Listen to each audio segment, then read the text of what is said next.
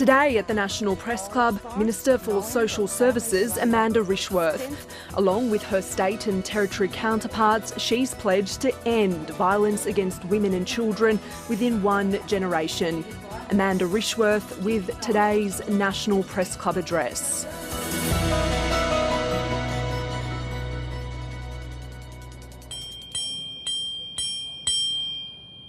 And today's Westpac address. I'm Jane Norman, a political reporter with the ABC and a board director here at the club. Our guest today is the Social Services Minister, Amanda Rishworth, making her NPC debut, and she's here to discuss the 10-year plan to end violence against women and children within a generation.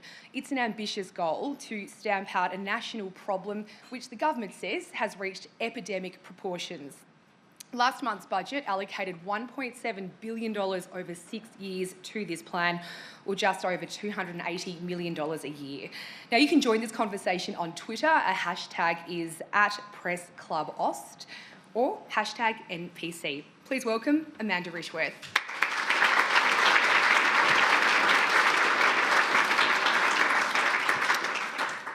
Well, good afternoon, and thank you to the National Press Club for inviting me here to speak today.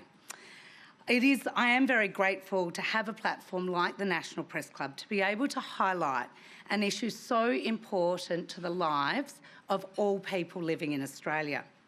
Firstly, I'd like to acknowledge the traditional owners of the land in which we meet, the Ngunnawal people, and pay my respect to elders past, present and emerging. I'd particularly like to acknowledge Aboriginal and Torres Strait Islander people who are joining us here today.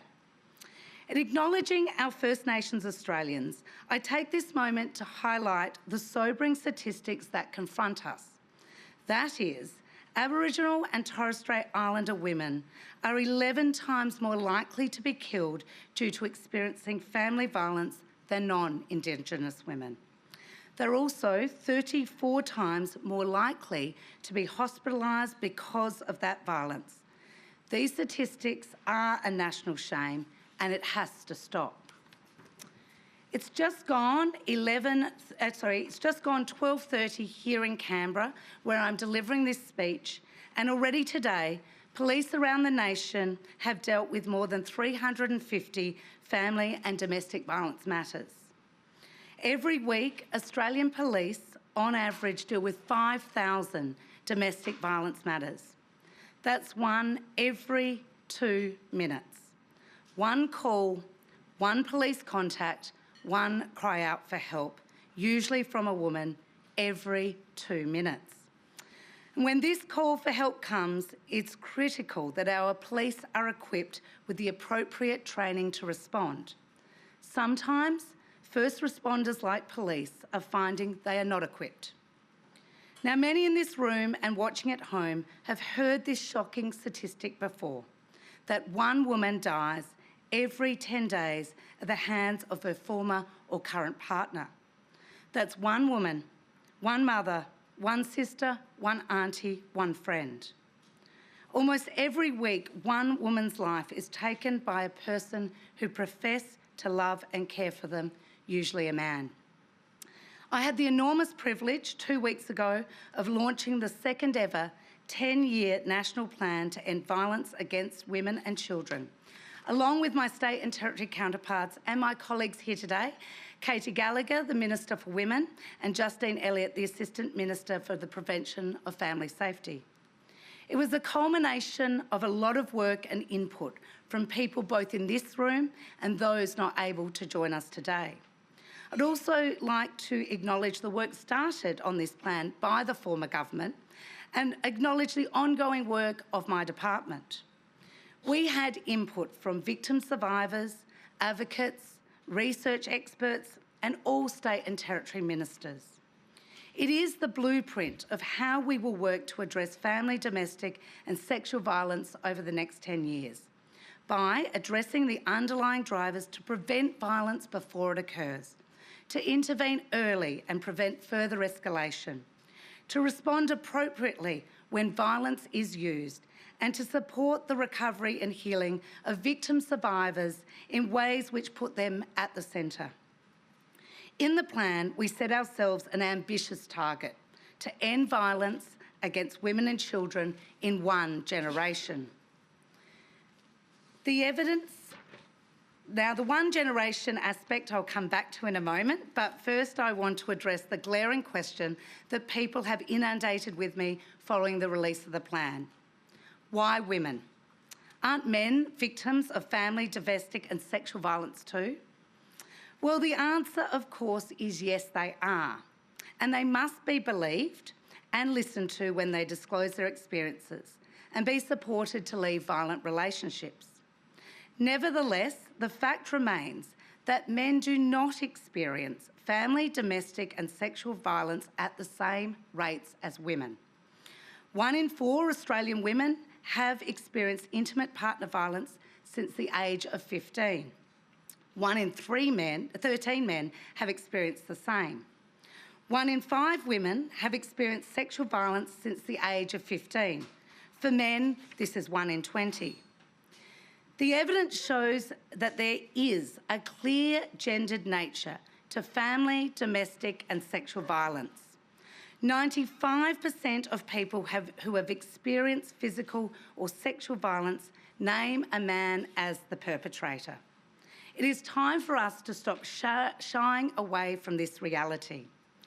The National Plan recognises that men can be victims of family, domestic and sexual violence, but the plan is not trying to be everything to everyone, nor can it be. What it sets out is a plan to break the cycle of gendered violence.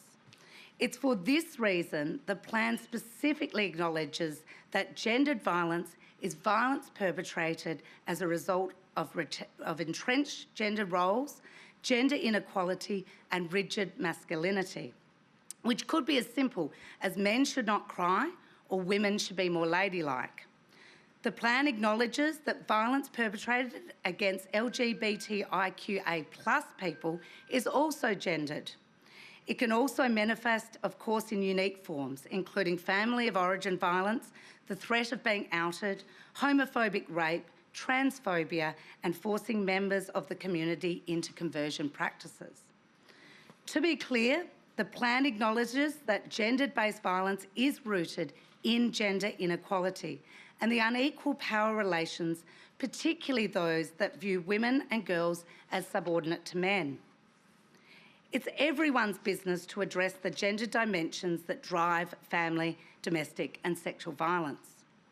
The other question I've received since the release of the plan is around the bold ambition that governments around the nation have set for ourselves to end violence against women and children in 1 generation.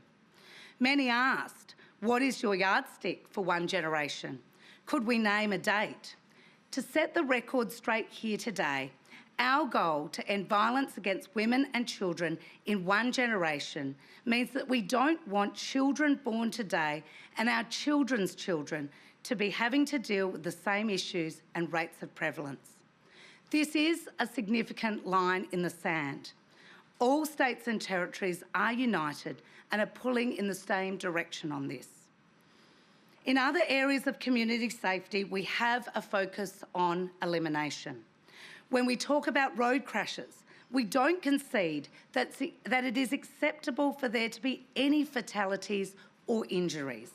That's why all states and territories are taking a zero road toll approach.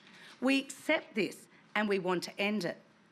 So why shouldn't we have a zero tolerance approach to violence against women and children? That is what the 1 generation statement is about, uniting us in a common goal to say no more.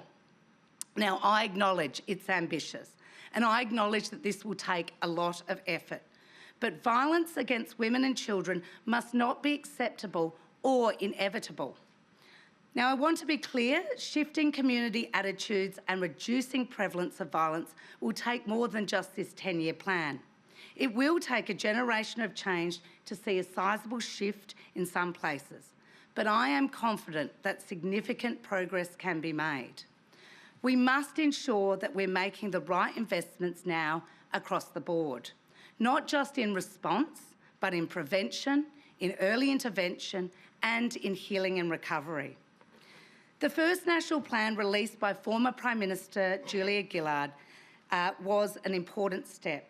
And while it did not achieve all its targets, the societal shift and growth of evidence we've seen in the past decade since the plan has released cannot be understated.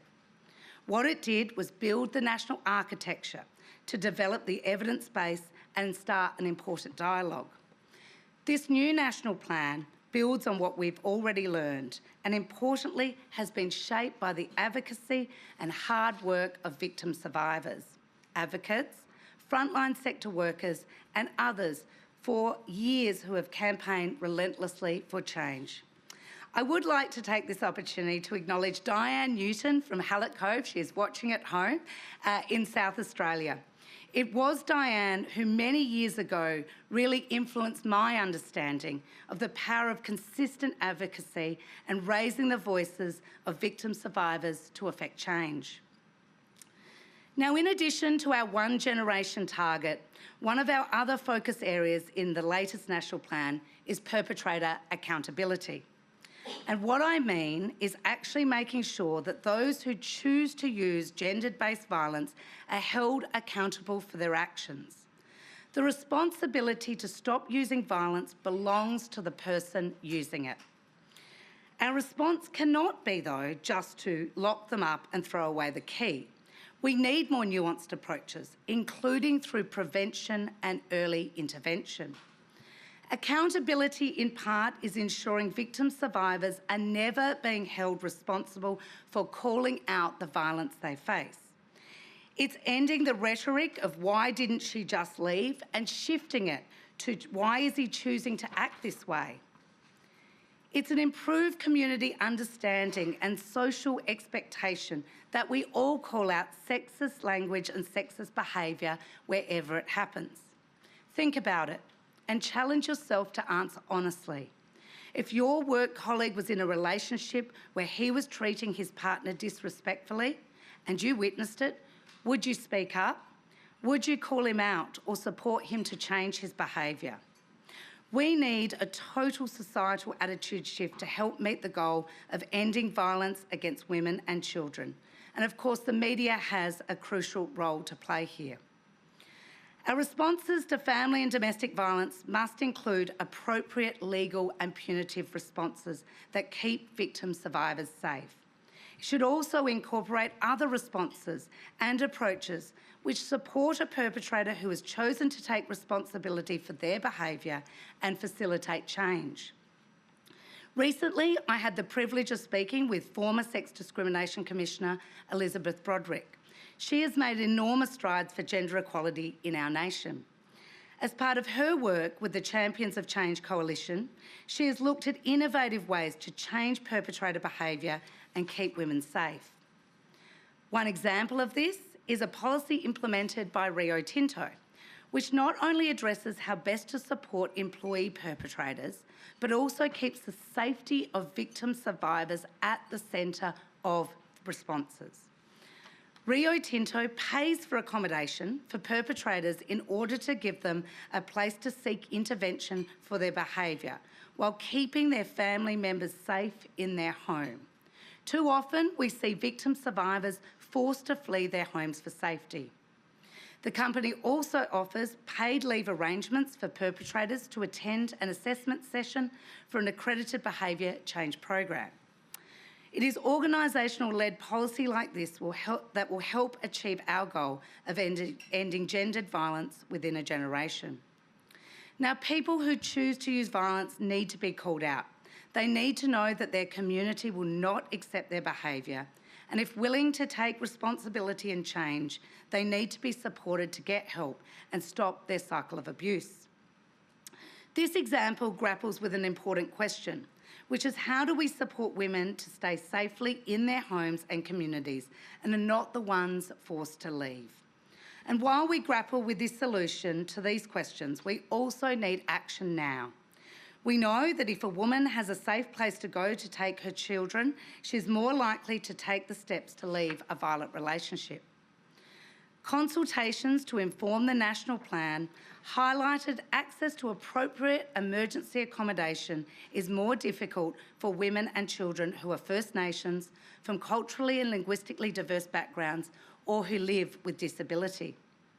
To address this, I'm pleased to announce today that the Albanese Labor government will invest $100 million from the Commonwealth to deliver up to 720 additional safe places for women and children leaving violent situations.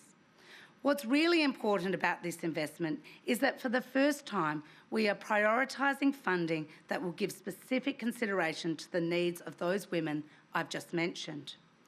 This will improve access to appropriate emergency accommodation options for victim survivors who may have otherwise found it difficult to access. It will give them a safe place to go. Now, we know victim survivors can experience the compounding impacts of racism, ableism and sexism, and our goal is to provide safe places which recognise this and are inclusive and accessible. Now, this investment is on top of our already committed $100 million investment for crisis and transitional housing for women and children fleeing domestic and family violence and older women at risk of homelessness. And this is through our Housing Australia Future Fund. And it is in addition to our $169 million investment to boost our frontline workforce. All these investments are part of our record $1.7 billion spend in last week's budget for measures to address gender-based violence.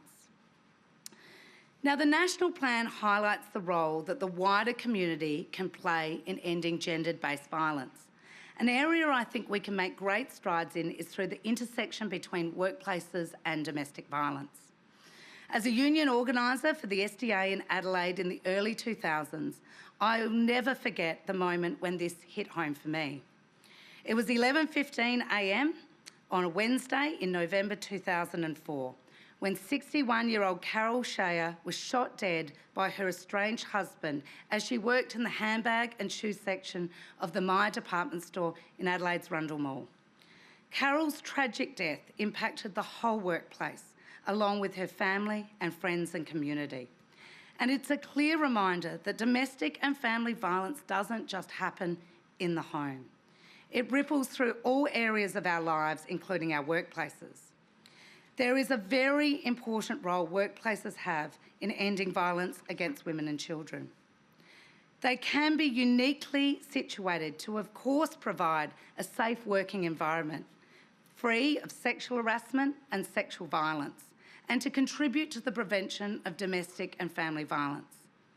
Being able to remain in paid employment is critical to escaping from a violent situation. People experiencing domestic violence should never have to choose between their safety and their wages. This is why one of the first bills Labor introduced to the Parliament and passed last week was to provide 10 days of paid leave for people to deal with the impacts of family and domestic violence.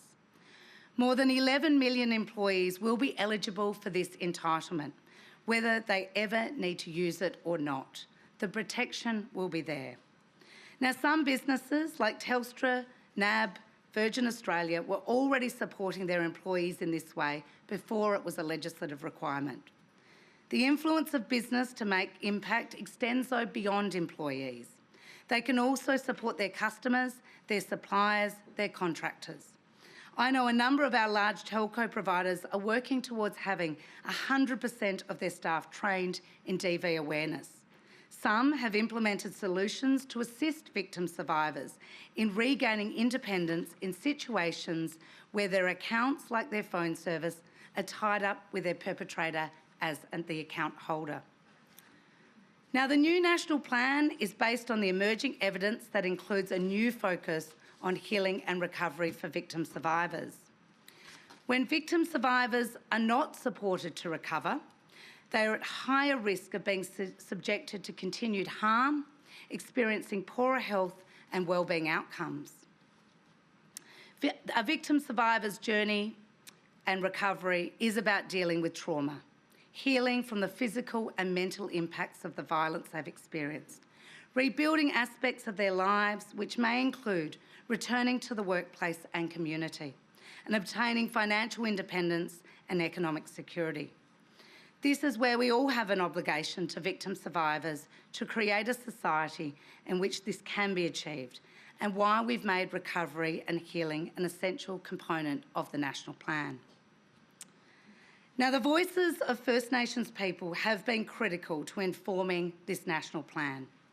First Nations women have consistently called for self-determination in addressing family violence, and it is essential that our national policy response is led by Aboriginal and Torres Strait Islander people. And that is why the National Plan commits to a standalone plan to end violence against Aboriginal and Torres Strait Islander women and children. But we cannot wait until this standalone plan is delivered before we act.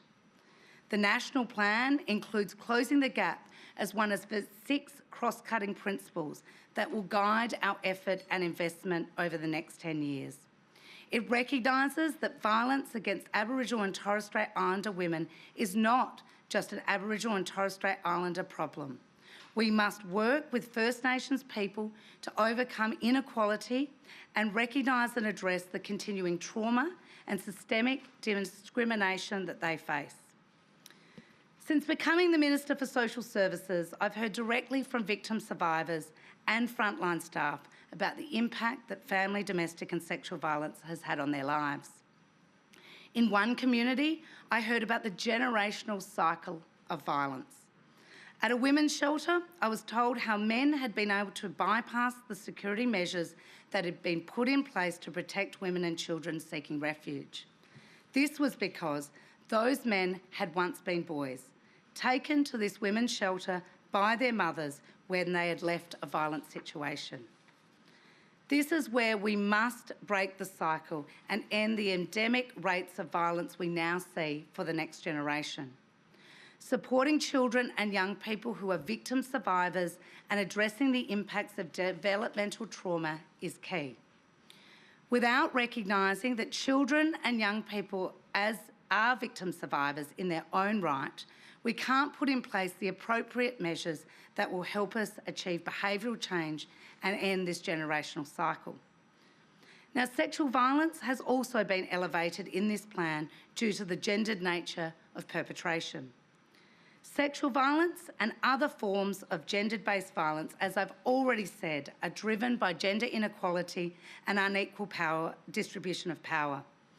As a mother of 2 boys, I often consider the example that my husband and I set for our children in respectful relationships and gender equality.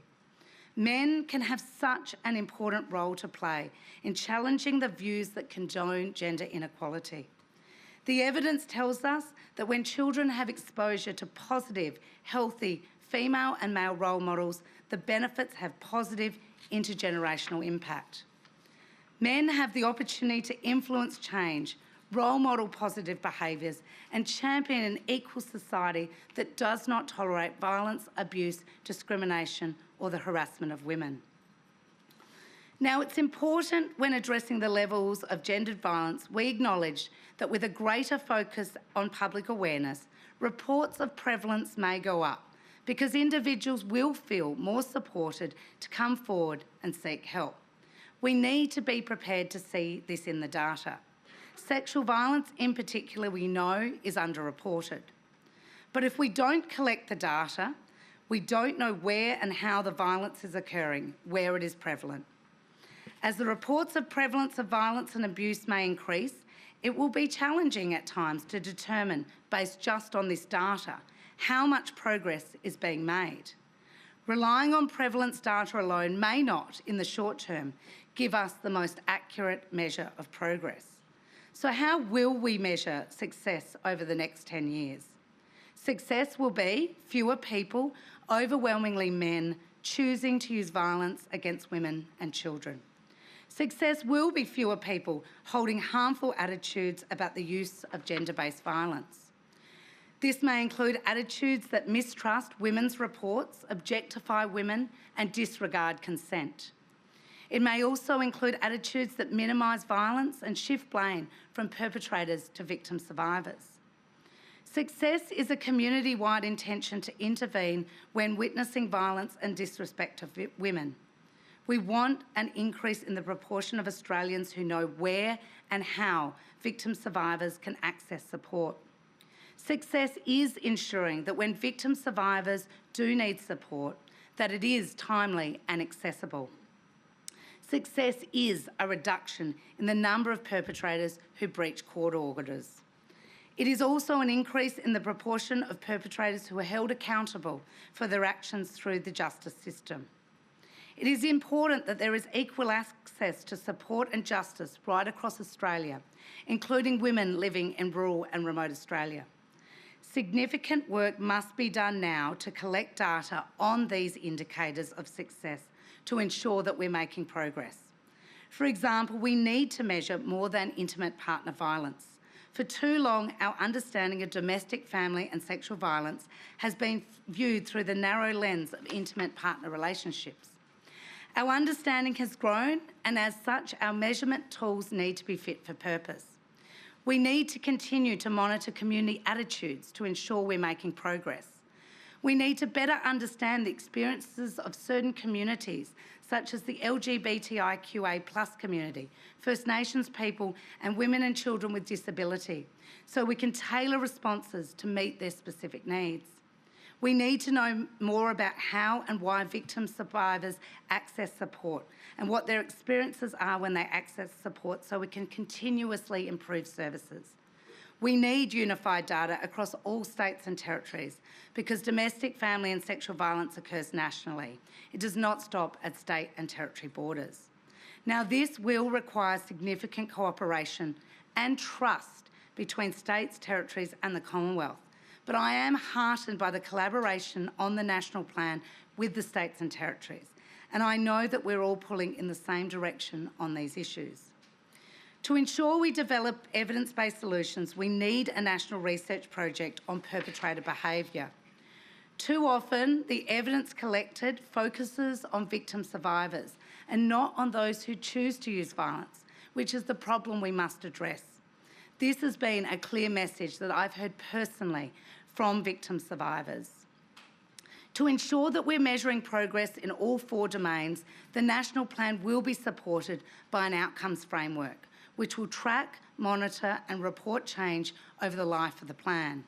It will help us continuously assess and improve on our work.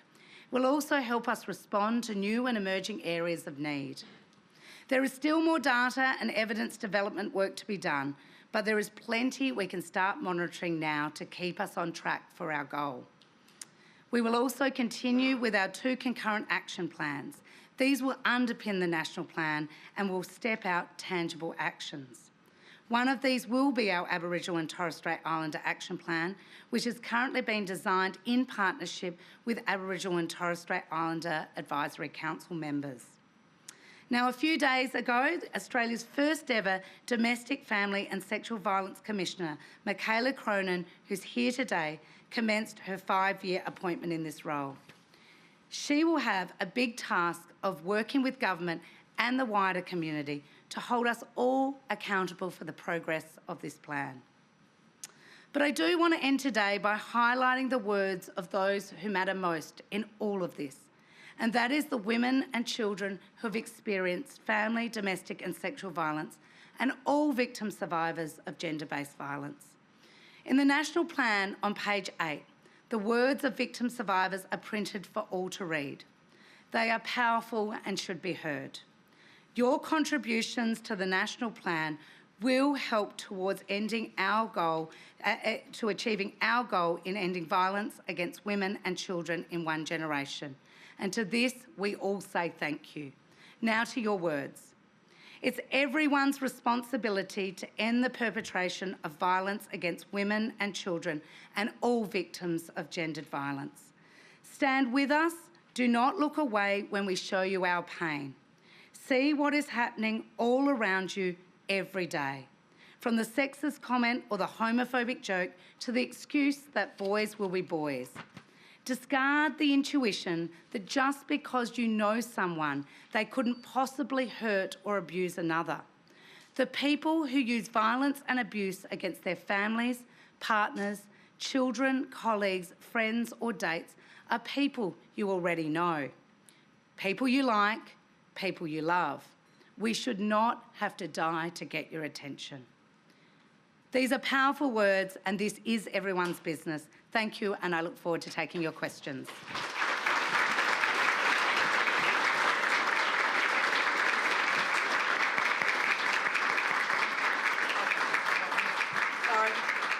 I've got to keep standing up here.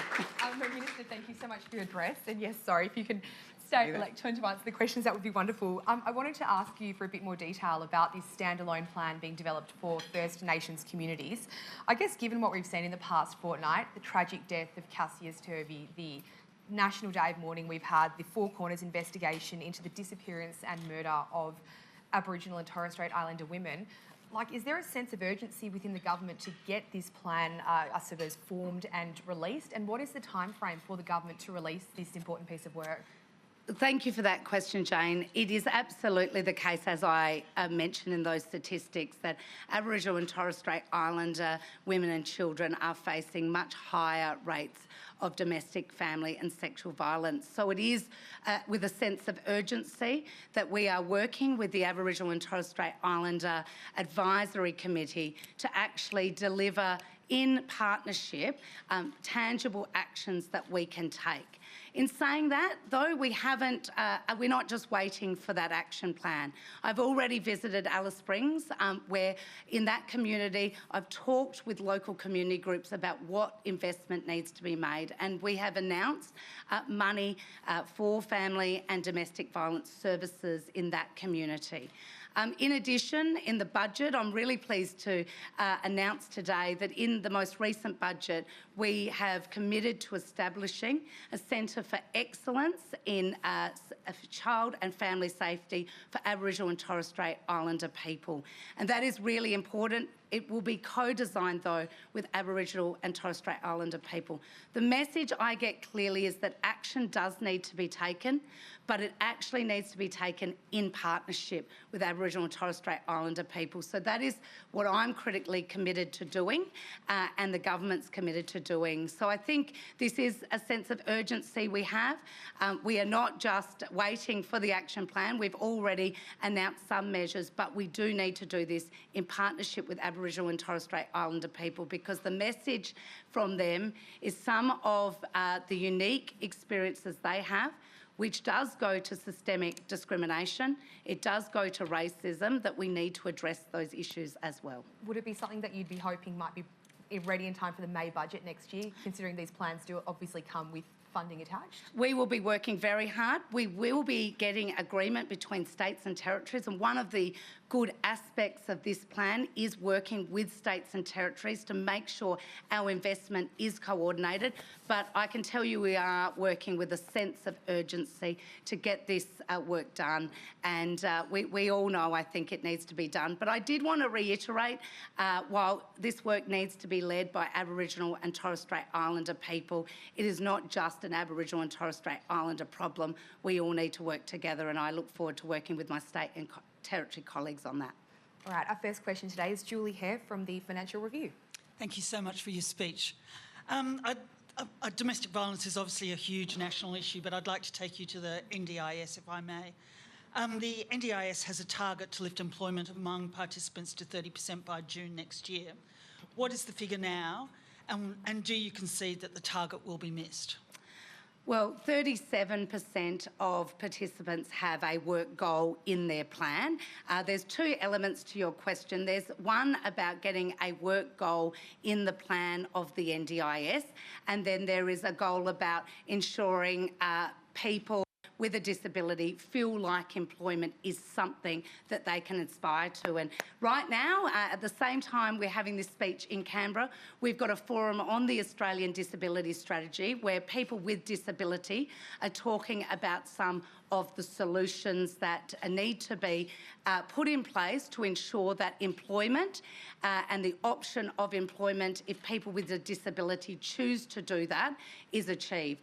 There is actions we are taking within the NDIS to look at how we support people to achieve that goal. But I don't want to forget the 4.4 million Australians living with disability, many who are not on the NDIS. Many of those tell me that they have also faced discrimination and barriers to gaining employment. And that's why I've already, as Minister, announced a number of programs to help break some of those attitudinal issues. Because 88% of people of working age with disability don't need any workforce modifications to actually do a job. It is attitudinal and community attitudes that are the barrier. So we've announced money to boost employer confidence. We've announced money to partner with the BCA about an employment pilot initiative. We've also announced a visitor economy pilot in which we are looking to work with small and medium-sized businesses to have employment navigators to help connect people with disability up with work. So these are programs that will be available to whether or not you are on the NDIS to get a connection to workforce. Because my message to employers is there's never been a better time to look at employing someone with disability when there's so many workforce shortages. So I'll be working with Bill Shorten, who is responsible for the NDIS in achieving better outcomes for people living with disability, but we are not sitting on our hands when it comes to this issue. Our next question, Sarah Ison from The Australian. Thanks for your speech. Just to clarify on the National Research Plan for Perpetrators, you say that's something that we need, but to be clear, is that something the government's going to do? Can we expect any announcements in the May budget? And secondly, if I may, sorry, Jane, is just on paid parental leave. Obviously, it's been really, really welcomed, the expansion, but there are also calls for there to be, it to be lifted to a replacement wage and further expanded. After we get to 2026 and we see those 26 weeks, do you think there could be room to further expand PPL? Excellent. Well, I'll deal with your first question. I'll deal with your last question first, the paid parental leave. So paid parental leave has been a significant reform that we have introduced, and this is a really important reform for two reasons. One, it not only extends the weeks that people will be able to access paid parental leave, but it removes the mums and dads. It removes the gender stereotypes that have existed in our system for so long. So what we are looking at is promoting shared care. We're looking at, when it comes to the income testing, to be based on an individual income test, whoever's taking the leave. Previously, it had been on the birth parent. And, of course, a family income test as well, whichever's better. It is also increasing flexibility. So instead of having to take it over a 12-month period, it will be available over a two-year period and be taken in smaller blocks. So one of the things that we've been very conscious of with the paid parental leave has been making sure that it can work with employer paid leave as well. One of the challenges with the dad and partner pay, as one example, was that it couldn't be taken with employer paid leave. And so there was a disincentive there to not bother taking it.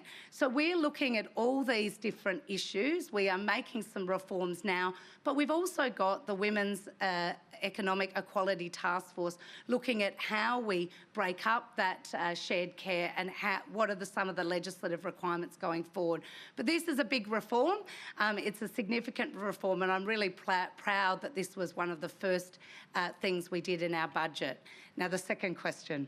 It was just on clarification over the National Research Project. Right. Is that something you're going to actually do? We have, in this budget, put significant funding in for the architecture that I spoke about, that has been important in the first National Plan.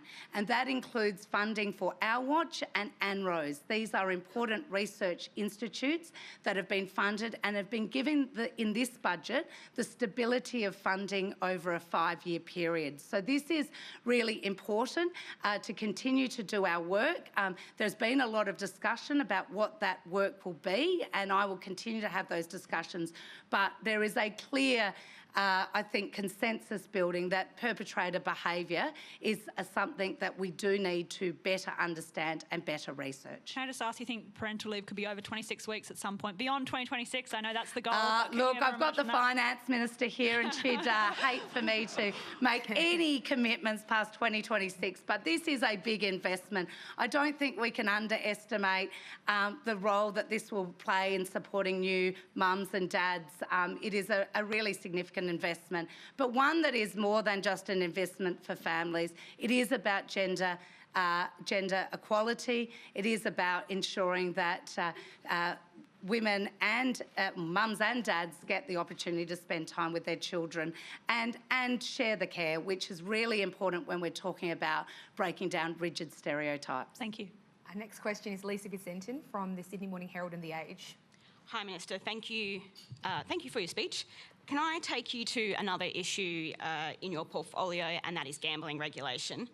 There is, of course, a link between gambling and domestic violence, but there's also intense community concern about the normalisation of gambling in sports, particularly around the sheer barrage of betting ads that we see during sports broadcasts. You announced this week new taglines to replace the gamble responsibly. But as Minister, do you want to see tougher regulations for the online wagering industry when it comes to advertising, but also the promotion of their products? And could you foresee a future, or would you personally like to see Australia go down the path of regulating advertising for the gambling industry the way that we have done so for the tobacco industry? Look, thanks for that question, because coming into this portfolio, it was one of the first issues that I was briefed on was actually the role that our government has and that I have in enforcing the consumer framework to minimise harm on online wagering. And this was a framework that was signed up with the states and territories because they have a lot of the regulation and role here.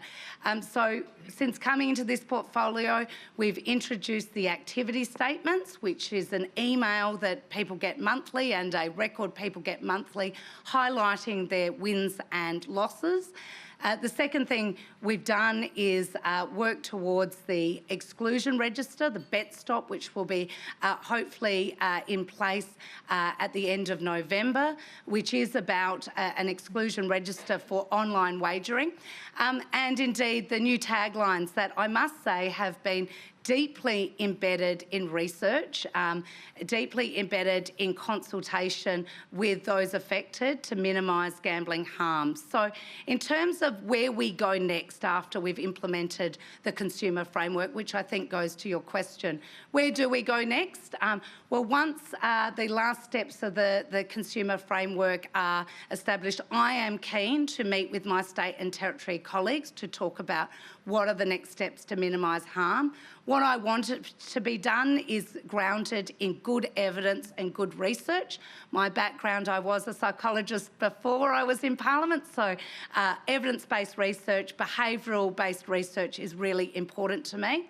I want to work with my state and territory colleagues and also work with the House of Representatives Standing Committee that has started an inquiry into advertising and other areas of problem online wagering. So it's an area I am particularly interested in addressing. In terms of my specific responses, I'm going to work with my states and territory colleagues on that, but it is an area that I think we cannot lose sight of. This area of online wagering has changed very quickly. Australia has one of the highest per capita losses in the OECD, so it's an area that we can't not put our attention on. Are you personally concerned, though, about just the quantity of ads, the gambling ads that we see on TV and radio? Well, look, for me, like I said, in terms of the policy response, I will work with my state and territory colleagues, but I think I probably join many Australians of finding it pretty annoying when you're watching the TV. Our next question is Noor Haydar from ABC News. Minister, thank you for your speech. Nor Hader with ABC News. During your speech, you said that success under the new plan includes an increase in the proportion of perpetrators who are held accountable for their actions through the justice system. We know that only a small number of sexual assaults in Australia result in a conviction. Survivors have long expressed frustration and anger with how police and courts handle their cases, and there are calls for changes. Some suggestions include judge-only trials and changes to the way that evidence law operates, particularly when it comes to past perpetrator behaviour. I was interested to hear your thoughts, and would you be encouraging states to consider such reforms? Look, thank you so much for that question, because I think one of the issues that we are grappling with is that family domestic and in some cases sexual violence is not a one-off incident. It is an ongoing systematic perpetration, and so trying to get police and legal experts and indeed the courts to understand that systematic ongoing pattern is really important, along with some of the challenges that those that have experienced sexual violence have experienced. So I know that the Attorney-General is working with his state and territory colleagues on, for example, coercive control, which is a really important element of ending violence against both domestic, family and sexual violence, and that is something they're working together to get a shared understanding. There's also money in this budget to actually work with law enforcement as well as legal experts to recognise some of those patterns. So I do think there is more work to be done. I think state and territories are working in many ways very closely on this, but we've seen in a number of states and territories laws change, but we need to make sure, as you've suggested, that the training is there for law enforcement and courts. And so I know that the Attorney-General is working with state and territory colleagues, and I'll also be working with my women's safety ministers as well. Jane, is there capacity for a second question? Just on the issue of funding, you've described this as a problem of epidemic proportions, and yet less than $300 million has been allocated for women's safety each year over the next 6 years. Frontline services are already stretched and operate on short-term funding cycles. At what point will we see funding to match the size of the problem? Look, thank you for that question, because funding is a really important part of addressing this. And of course, this plan is signed up with states and territories who also have a funding responsibility along with the Commonwealth. But when it comes to the most recent investments, we do understand that frontline services are finding it difficult, and that's why we've put an extra $169 million into frontline services to boost the capacity of frontline services. And we've actually elevated that issue in the plan. So we are aware of the stretching, the stretching of frontline services that need to be addressed, but we also need to allocate our funds in a targeted way that complement state and territory investments. We also can't ignore the fact that we do need to invest in prevention and early intervention. If we're going to turn this issue around, we must invest across all the 4 domains. In terms of funding cycles, it is an issue across the community sector area that we are very much looking at, how we provide longer-term funding, and that's what we've done when it has come to the architecture of ANROS and Our Watch, providing some funding certainty there. And in addition to that, when it comes to the community sector, as a result of the budget that we put forward, we recognise particularly the boost in indexation that community services needed to get in order to keep providing services. So we are responding. We obviously know that there is a call for more, but we do need to work with our states and territories. What wouldn't work in this plan is just trying to duplicate what the states and territories are doing and not have our resources all pulling in the same direction. Thank you. Our next question, Maeve Bannister from the AAP. Thanks, Minister, for your speech. You talked about the need for a total societal shift. Can you explain a bit more about what that looks like to you in terms of how that can be measured? And also you mentioned the role of the media. What do you suggest that the media needs to do to contribute to this? Absolutely. I think that's some really important questions there. I think when it comes to the societal shift and community attitudes, it goes to the small things, like just little sayings. Boys will be boys is just one example, is something that we need to stop and think about. That is reinforcing some of the rigid gendered stereotypes that are contributing to the power imbalance and differentiation. I think some of the conversations around consent are really important. So much of the conversations that all adults have with children, all role models that they display, we all need to think twice about the type of role models that we display, but also the conversations that we have with our children. The campaign that the Commonwealth's been running for some time, Stop It at the Start, provides some really important conversation starters. And this isn't just the obligation on parents and teachers, it's something that we can all participate in and have conversations with young people about what respectful relationships look like, what does consent look like. These are all small parts of the puzzle about how we change attitudes. We can measure it. We can do, already there's a community attitudes survey that's been out there. We should continue measuring that and making sure that we do make a difference. So I think these conversations are critically important all the way from early intervention. There is also the role that media can play.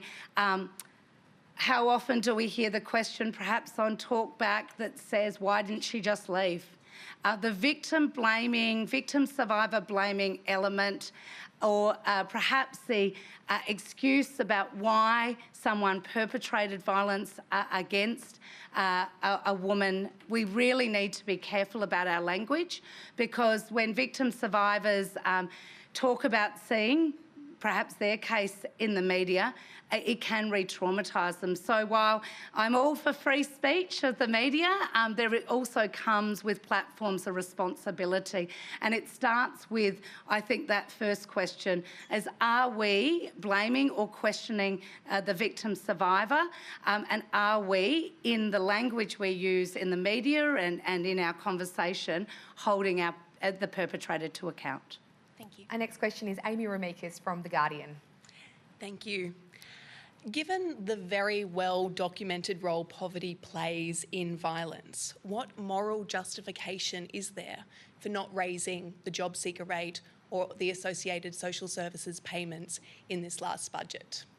Look, thanks for that question. And we've been really clear in this plan that women's economic security is an important part of the healing and recovery process. This has been something that we have recognised and haven't shied away from. It's something we've put in the plan.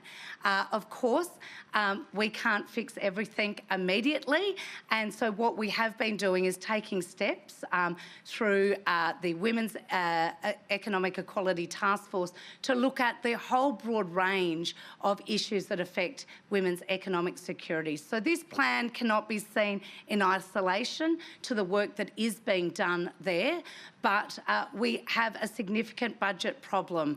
And so this is something that we do have to look at budget to budget when it comes to raising the rate of job seeker. But we are not ignoring this issue. One of the other steps that I have taken is to invest more money in this budget to fix the escaping violence payment. That payment was rushed in by the previous government. The organisation delivering it has not been properly resourced and demand has exceeded what is needed. So I've been working very closely to make sure that is addressed and that we have a system there that is working properly. The other point I would make that's recognised in the plan is, in addition to the levels of social security payment, we are also talking about the interaction that people have with the social security system. And so where crisis payments are applied, when exceptional circumstances, when there is an issue around perpetrators perhaps using debt as a result, as a way of coercive control, we are working through some of those issues about how the actual system itself can be a better responsive to victim survivors. So we are working through these issues. We are addressing women's economic equality, and it's something we will continue to work through. Given your portfolio crossover, do you believe the rate needs to increase? Look, I will be working across the board with my state. Pretty simple, yes or no? Well, I'll be working with the whole of government about what women's economic security looks like. We will keep working on that. Throughout my whole portfolio, I work around how we can prevent poverty as well as how we lift people out of poverty. That is something that I am very aware of and continue to work across government. David Crowe from the Sydney Morning Herald and The Age. Thank you, Jane. Thanks, Minister, for your speech. There are so many terrible stories that we all know, that we read about with family and domestic violence. One that's always resonated with me was 4 years ago, the death of Olga Edwards and her 2 children, Jack and Jennifer. When the inquest released its findings on that awful event, it found that there were problems with the local police not acting on warnings, problems with the firearms register, problems with the criminal courts, and with the family court process that Olga Edwards was involved in. She'd separated, she'd tried to get distance, and the system did not help her adequately. In your policy work at the moment, what's being done on some of these issues are state issues, clearly. But there's a level of coordination, surely, that's required on things like the firearms registers, on things like making sure that somebody who's raised a red flag in Queensland, that information is shared in New South Wales, that some of this coordination work is done. Are you satisfied with the level of coordination on that front at the moment? And has the family court changed since 2018 to try and make sure that this doesn't happen again? Well, look, thank you for that question, because what it really goes to is the systems that do impact as someone trying to escape family and domestic violence, and whether that is the family court, whether that is the law enforcement, across the board, these are issues. What we've done in this plan is elevate some of those system issues and recognise and acknowledge that there is still more work to be done on a number of these issues, and states and territories have acknowledged that and want to work with us. This isn't just, though, as had been identified as a role for the women's safety ministers. It is also a role for the Attorney Generals and other ministers, police ministers, etc.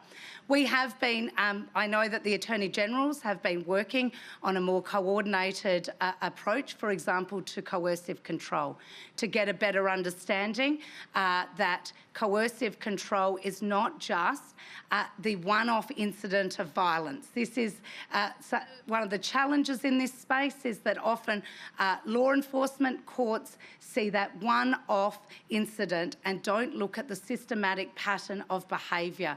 And some of it is hard sometimes to identify. It is about financial abuse and psychological abuse in addition to physical abuse. So it is challenging, but it needs to be dealt with. And so I know that the Attorney Generals are working on getting 8 principles when it comes to coercive control, to have some unified definition across the state, to do some work on training law enforcement about what that looks like and how best to gather evidence. The family court has been acknowledged, and that will be work once again.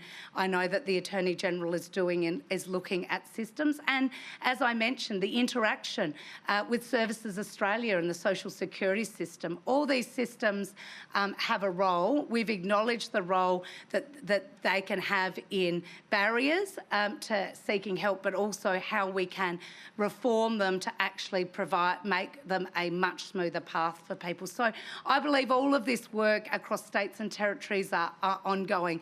But I must admit, I've been really heartened, as I know the Attorney General has, and many other Commonwealth ministers, about the level of cooperation and the desire to actually affect change. And it is recognised in the plan, as I said, a number of those systems, and states and territories have signed up to this plan. So I'm very heartened that we'll see a much more unified and coordinated response going forward. There's always challenges in a federation around these issues, but I think there is a real desire for a unified, coordinated approach.